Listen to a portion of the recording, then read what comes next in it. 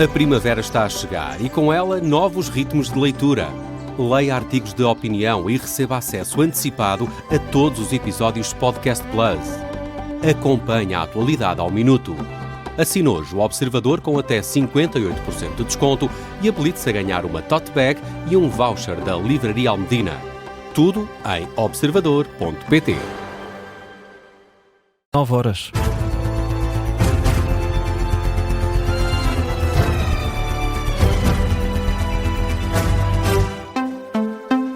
Jornal das 9 com a edição do Rui Casanova e começamos com o conflito no Médio Oriente. Já haverá consenso para o novo líder do Irão, mas falta ainda acertar detalhes. Ainda assim, o nome pode ser conhecido ainda hoje, Rui. Nas próximas horas falamos do nome que vai suceder ao Ayatollah Ali Khamenei, que morreu nos ataques dos Estados Unidos e Israel ao Irão. A imprensa estatal iraniana afirma que já haverá consenso para o novo líder supremo do país. Está reunido um grupo de peritos que tem como missão escolher o nome, mas falta acertar detalhes. É o que avança a fonte deste grupo à imprensa oficial do Irão. O nome do sucessor de Ali Khamenei pode ser conhecido ainda hoje, apesar deste atraso. Israel afirma que, qualquer que seja o nome, o próximo líder supremo do Irão vai continuar a ser alvo das forças de Tel Aviv, um aviso que surgiu nos últimos dias. É um assunto que contamos desenvolver nos próximos jornais. Isto numa altura em que Donald Trump afirma que o regime do Irão está enfraquecido e repete que os Estados Unidos estão a dizimar o Irão. O presidente dos Estados Unidos reforça que está a ganhar a guerra por larga margem. Donald Trump afirma também que está a destruir todo o arsenal de guerra iraniano. Estamos a ganhar a guerra com uma grande vantagem. Dizimamos o Império Maléfico do Irão, apesar de reconhecer que ainda deve durar. Fizemos mais numa semana do que todos pensavam. Dizimámos a marinha deles, a força aérea, os mísseis, os locais onde fabricam os mísseis e já não têm tantos drones. Atingimos o Irão onde lhes dói mais.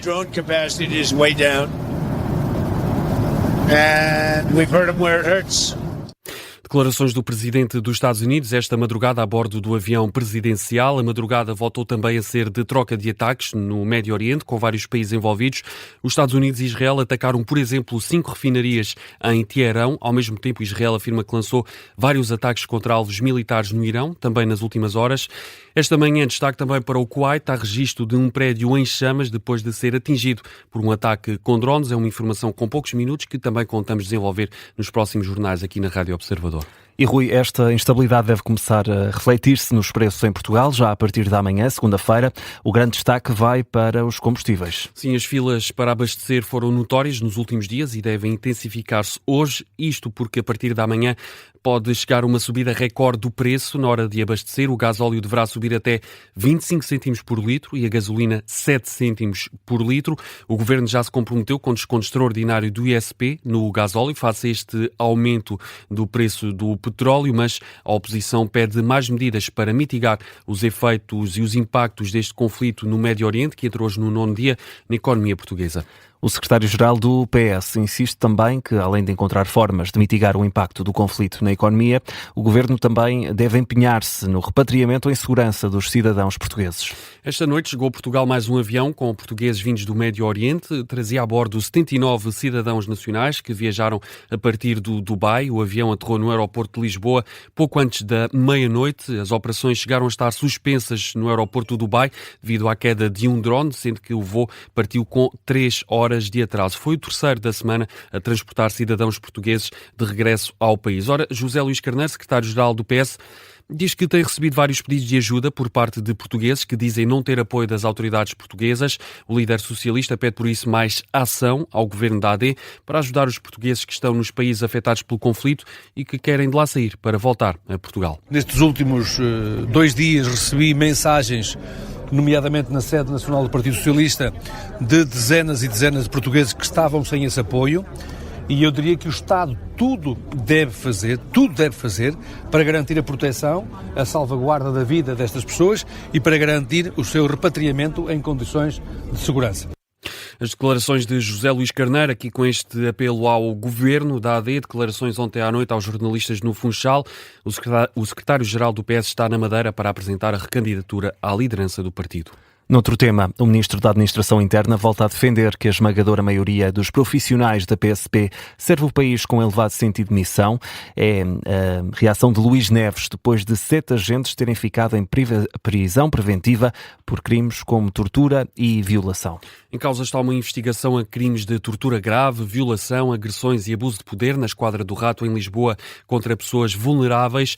Os 7 agentes da PSP juntam-se a outros 2 polícias que estão em prisão preventiva depois de terem sido detidos. Ora, o Ministro da Administração Interna, Luís Neves, fala em casos isolados e pede desculpa às vítimas em nome do Governo. Quero dirigir-me às vítimas desses crimes e pedir em nome do coletivo um pedido de desculpa, porque a polícia é sempre o ombro amigo, o ponto de abrigo, sobretudo dos mais vulneráveis e das vítimas, porque não são alguns poucos suspeitos da prática, repito, de crimes graves que colocam em causa a imagem de uma instituição mais do que centenária e que tem dado muito ao país.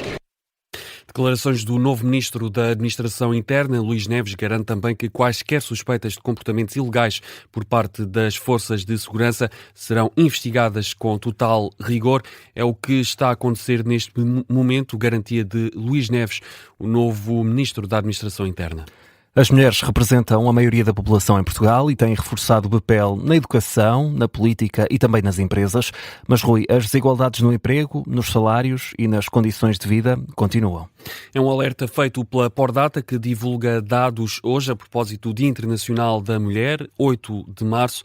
As mulheres em Portugal representam mais de metade da população e a presença feminina em profissões tradicionalmente masculinas tem vindo a aumentar nos últimos anos. Ainda assim, a Pordata destaca que persistem as desigualdades no emprego, nos salários e nas condições de vida. Por exemplo, os salários das mulheres no setor da indústria, construção e serviços são 7% inferiores aos dos homens. Estes dados indicam também que as mulheres enfrentam maior risco de pobreza e exclusão social.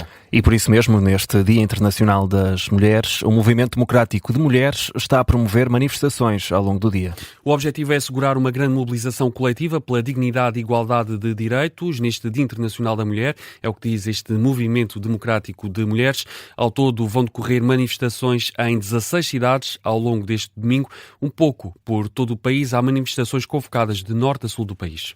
No desporto, é dia de clássico. O Benfica recebe esta tarde, no Estádio da Luz, o Futebol Clube do Porto.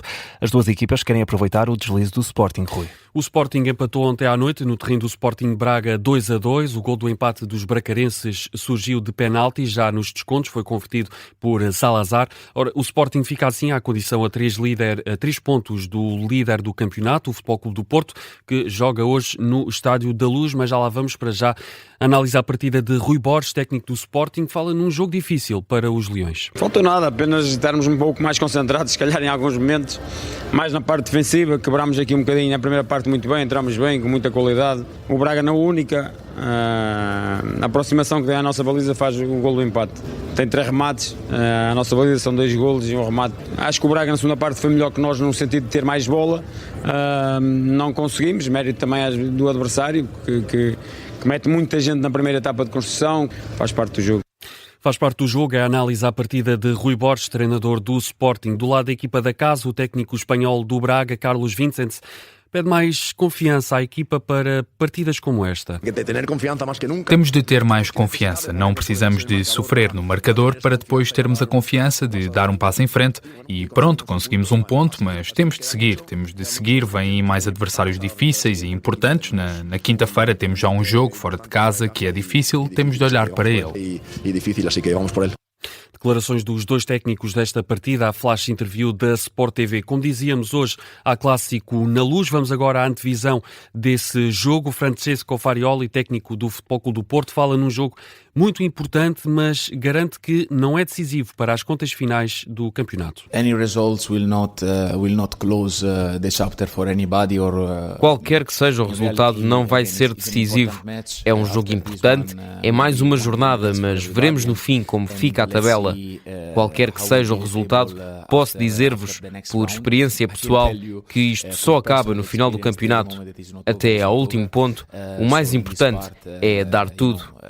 Till there is a point to be played, we need to go full gas, and that's the most important part.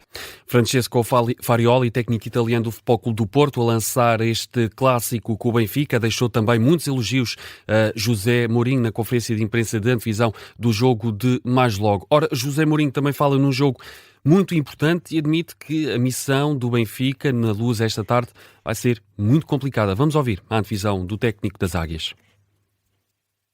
Objetivamente, a nossa distância para o primeiro classificado é de 7 pontos, imaginando, que não quero imaginar porque sou otimista, mas pondo em cima da mesa uma dose de pessimismo, 7 que se podem transformar em 10, obviamente que seria um passo gigante para as nossas possibilidades de ser campeão, se esfumarem nesse momento. O Benfica tenta aproximar-se do Sporting depois do empate dos Leões de ontem à noite e ganhar pontos ao Futebol Clube do Porto. Os Dragões, primeiros classificados, querem vencer para se distanciarem do segundo classificado e podem mesmo ficar a 10 pontos do Benfica. Em caso de vitória, os dados para este clássico na Luz estão laçados. Apito inicial marcado para as 6 da tarde. Jogo com relato aqui em direto na Rádio Observador, quando forem 6 da tarde, emissão especial a partir das 4:15.